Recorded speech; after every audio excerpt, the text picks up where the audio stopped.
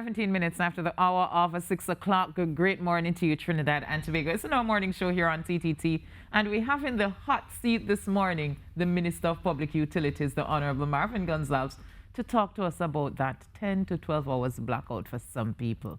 And just, what are some of the things we can put in place to ensure that even if we lose power, it's not for that duration of a time.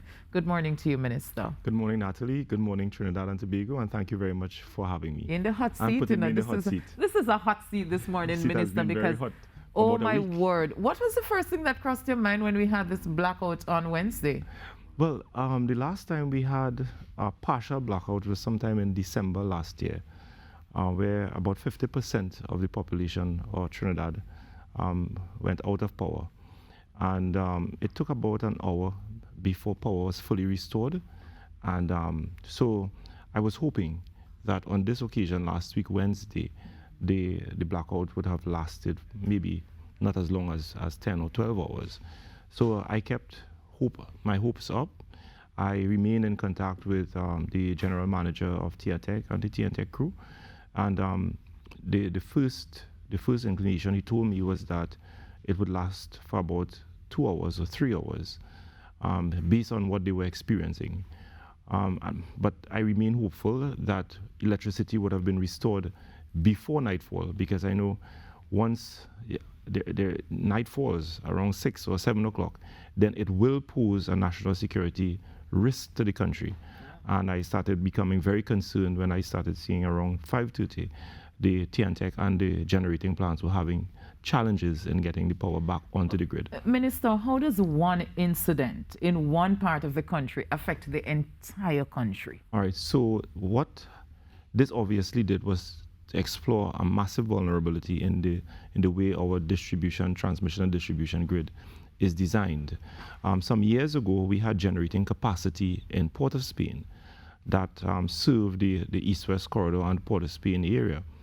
And a couple of years ago, I think between 2010 and 2015, a decision was taken to discontinue generating capacity in Port of Spain and to move it to central and south Trinidad, where most of our generating plants are located. The TGU, Trinity, and PowerGen. Tobago has a separate generating capacity, which is Cove.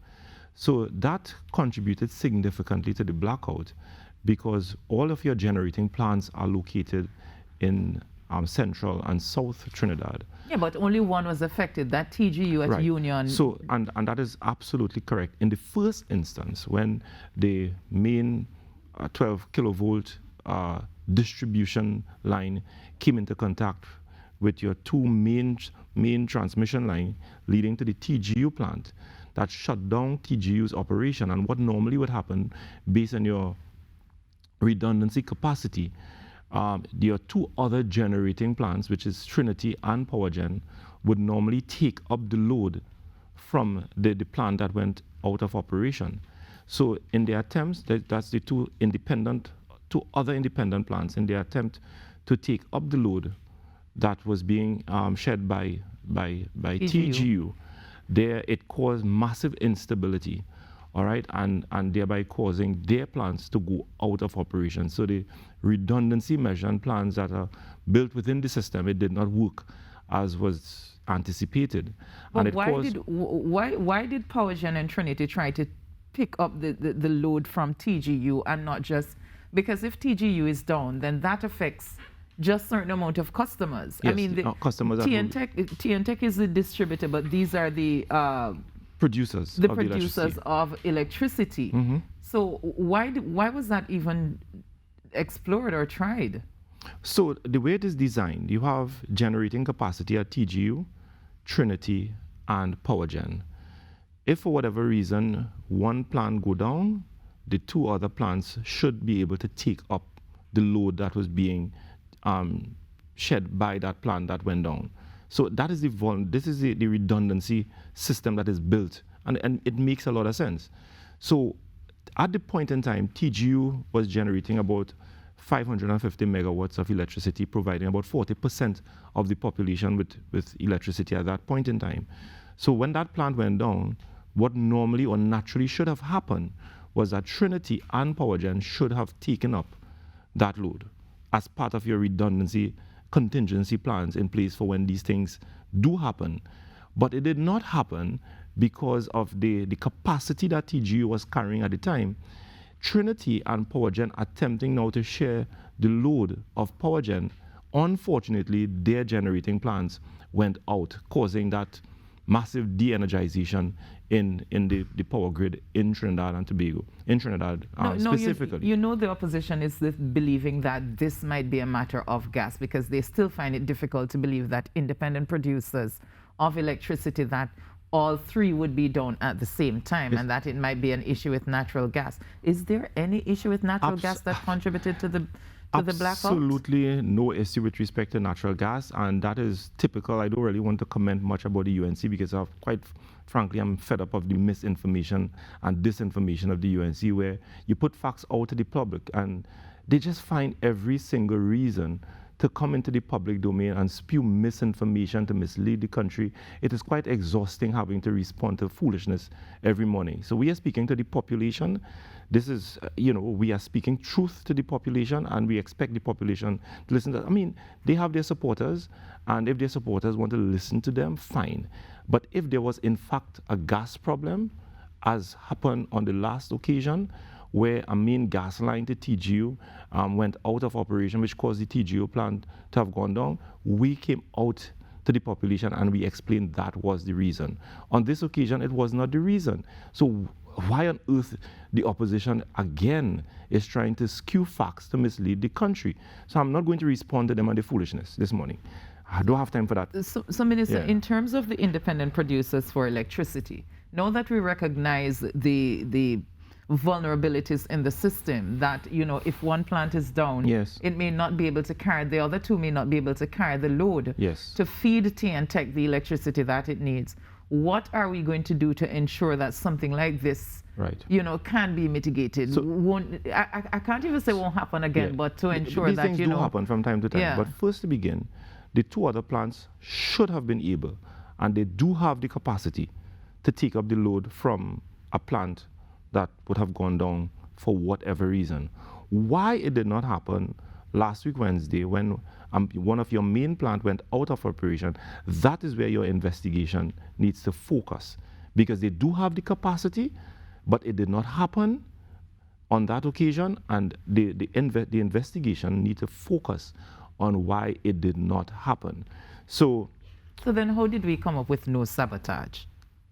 Because in the first instance, the fault was generated on TNTech's distribution grid. A 12 kilovolt distribution circuit or line came into contact with your two main transmission lines from TGU leading to TNTech's distribution grid. So that is where the fault first occurred. That fault led to the TGU plant going out of operation because of the circuit. Shouldn't the investigation also look at how somehow these two were able to come into contact? Exactly, Natalie. So that is where your investigation needs to focus on.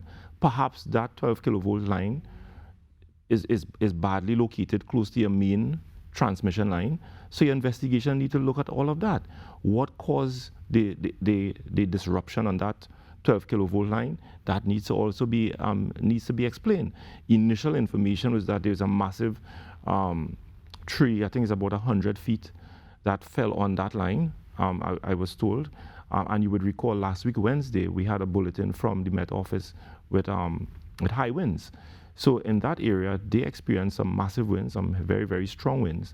And it is suspected that that 100 feet tree, having fallen, would have came into contact with that 12 kilovolt line, causing it to be disrupted and going onto your transmission line. But these things do happen. Well, Minister, whether it is properly designed, all of these things would have to be examined. I would want to believe that, especially knowing the vulnerabilities with dealing with electricity and power, that somebody would have never put a 100 feet tree next to them kind of lines. One of the things you do is that every time, wherever you have lines running, is that you trim. And that is what TNTech does on a regular basis. And as I've said, Natalie, we need to also look at that, because yes, that obviously would have been a risk, and it is a risk that should have been picked up before the incident occurred. So we need to look at all of that. But these things do happen from time to time. You learn from it. It was a very unfortunate occurrence last week, Wednesday. The inconvenience to the population was greatly, it is quite unfortunate. And I think I should also take this opportunity on behalf of TNTEC and on behalf of the Ministry of Public Utilities to apologize to the people of Trinidad and Tobago and the people of Trinidad who would have experienced that kind of inconvenience, 12 hours without power. But having gone to the TNTEC's main operation center at Mount Hope, I can tell you this country should feel very proud that we have very competent professionals at TNTEC who worked very, very hard, went out of their way, managing the distribution and the transmission system out of their operation, their SCADA operation at that main operation center there, and were able to manage the reintroduction of electricity onto the grid as long as it took. Despite it taking an undue period of time, they were able to manage it and manage it in a very competent and a very professional manner. I think coming out of that, we should really feel gratified that our team at TNTEC worked and they went out of their way to restore stability to our country. As we said, the first issue is not with TNTEC, who is the distributor of electricity, but with TGU. The incident but I understand that started on TNTEC's distribution system, which came in contact with TGU's lines. Yeah. All right, but in terms of mitigating strategies, what are some of the things, understanding now that for whatever reason, PowerGen and Trinity weren't able to pick up the load, that 40%, yes, that was carried by TGU. You know, as the minister, what are some of the things you think you'll have to do to ensure that something like this, because if it's a matter of picking up the load and you're saying they do have the capacity, but it didn't happen, yes, what are some of the things you think you can do now to ensure that something like that doesn't happen again? Because if it's just that, then to me it's preventable. That's correct. So the first thing that we have to do is to look at why why PowerGen and Trinity did not pick up the load. What caused it? Was there an issue with respect to the generating machines? Was there an issue with respect to having standby machines that that could have worked and should have worked when there was a complete shutdown of the machine? Why your Blackstar operation should have been triggered or kicked in when all your machines went down. Why it did not work? Why was it not properly triggered? But so all of these things would have to be examined. From an initial investigation, what is Trinity and PowerGen saying as to why they didn't pick up the slack? Well, I don't want to prejudice the investigation, but initially, based on the report that I have in my possession, there were some issues with respect to the machines, at their generating machines, both at PowerGen and TGU. Their Blackstar operations were not successful as they ought to have been, and therefore, in the immediate future, we need to look at it and ensure that those machines are in a state of readiness to prevent a massive outage as what occurred last week, Wednesday. Even if they weren't able to pick up the slack from TGU, why wasn't there delivery from their end? I'm still trying to figure out what happened there. There was delivery on their end, but it did not occur at the timing it should have. So they came back into operation eventually, but they came back into operation 2 or 3 hours, and they started building their capacity later on in the evening. But how were they affected initially, though?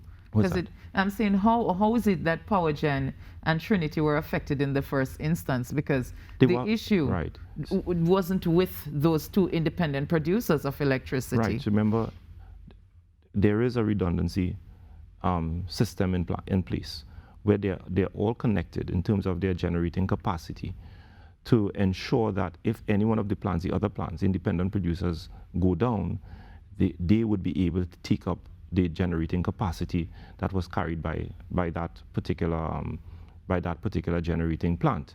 So why were they affected? They were affected because in their attempts, the machines in their attempt to pick up the generating capacity of the plant that went down, unfortunately went. And these things do happen. and all the machines that were in operation at the time, they went out of operation in the attempt to take up the load from TGU and to share the load from TGU. So that is where the investigation needs to focus on, as I said, because it should not have happened. It is a redundancy provision that is built into the system to give it that sense of robustness and that sense of resilience, and it did not, that failed. Obviously it failed, and it took some time for the generating machines to come back into operation, longer than was supposed to be or is anticipated, because when all your machines go down, there is something you call your Blackstar Operation, where you need to start your machines from the start to get them back into operation. And the Blackstar Operation was not as successful as it should have been. So there are a number of issues that took place that resulted in that power outage that lasted for 12 hours, and we're looking forward to the outcome of that investigation, which will give the government some greater insight as to why some of these systems did not kick in to prevent what would have occurred last week Wednesday. Right, because of course, there were some attempts at robberies. There were people who tried to literally just extort the situation. Yes, as it was. There were incidents of people engaged in illegal activities and trying to manipulate and to exploit the vulnerabilities that occurred last week Wednesday. But being part of the government and being a member of the National Security Council, by and large, I can see that the TTPS and the Ministry of National Security and the Defense Force, they did extremely well to manage a very, very difficult issue at that point in time. And by and large, this country escaped the worst possibilities that could have happened in the midst of a blackout, a massive blackout of this nature. So there were pockets of unfortunate incidents that took place last week Wednesday, but by and large, the majority of the population went home and they waited for electricity to return. And I must say that from a national security perspective, even though, yes, there were risks involved, we came out of it with any major issue occurring. Right. So, Minister, in terms of, as I asked this before, but I'll ask again, in terms of these these distributors and these producers of electricity, what are some of the things you think can be done since we realize, okay, the slack wasn't taken up, since we realized that the redundancy plan didn't work? Yeah. What do you think are some of the things that we can do to safeguard against this kind of thing happening again? Well, one of the first things I want to really look seriously at coming out of the independent investigation is to return the generating capacity of electricity back into Port of Spain or somewhere along the east-west corridor. The east-west corridor and the Port of Spain area were the last and that is because of the manner in which the grid is presently designed. So I think it is very critical, it is urgent for there to be some generating capacity in Port of Spain so as to mitigate any blackout of this nature in the future. And this is something that as soon as we get the report from the team of investigators, I have already spoken to Minister Young, and we've decided to prioritize this as soon as the investigation is completed. So then we just closed PowerGen. So is it that we're going to have to find another distributor, another producer somewhere? PowerGen is still in operation, but PowerGen is operating in South, right, or Central. Right, but then that's also distribution, in this area. Yes. So are we going to be having, something else to replace that, and where? I'm not too sure as yet, but over the last 2 or 3 years, Ministry of Energy, as working with Ministry of Public Utilities, both ministries are working on a policy to introduce a system of waste to energy, utilizing the methane gas from the Beetham landfill, as is done in other developed countries, to be able to use to generate electricity. And it was the initial report that exist shows that it is a very feasible proposal, and Minister Young and I, we have decided to get that report to Cabinet as soon as this current investigation is completed, so that we can collaborate with our international partners to look at the utilization of the methane gas on the Beetham landfill as a way of generating electricity, moving away from the dependence on gas and utilizing other sources of energy so that we can have that level of redundancy and resilience in our electricity and power distribution in Trinidad and Tobago. We do have to go, but I know there are people who've been asking if people will be compensated. Tell us why again that we don't fall into the bracket of being compensated. So the RIC, Quality of Service Standards, it mandates and it requires that if there is an unplanned outage that lasts for 10 hours, that domestic customers can be entitled to receive $600 compensation. I think commercial customers, I can't remember, I think it's about $1,200. I can't remember exactly how much it is. But that, there's a proviso. It must be as a result. If, however, it is triggered by a force majeure, meaning an incident that is completely outside of TNTEC's control, then the commission will investigate, and if it is determined that is an incident that falls outside of TNTEC's control, then the provision will have no applicability. So in this particular instance, as was reported on numerous occasions, TNTEC was in a position by 1:30 to start receiving electricity from the generating plants. And unfortunately, because of issues that existed there, the commission was unable to be able to receive electricity for distribution. And this is something that the RIC will have to take into consideration to determine if TNTEC bears any liability with respect to that quality of service standards for its customers. Right, so as of now, we're not getting no money. The minister will just say it as of now, we will not be compensated, because if it's, as you said, if subject, as I've said, that will be subject to an investigation by the RIC. The RIC is the only commission that can determine that, and they will only do that after a thorough investigation, and they will determine if there is any liability to be had on the part of the commission. All right, Minister, I have to thank you so much for speaking with us this morning, and looking forward to the changes that will be made with the redundancy plan, with decentralizing where electricity lies. That's very, very important. Yeah. It is very, very important.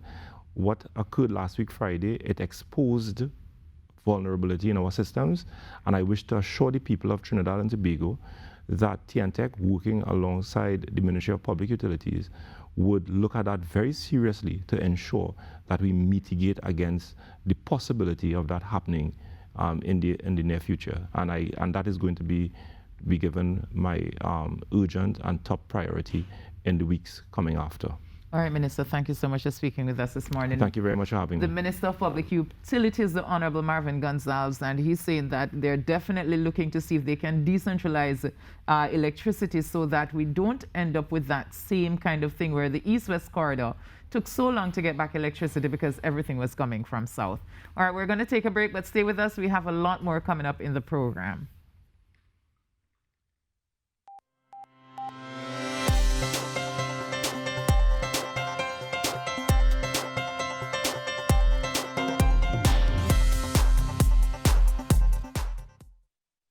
When you're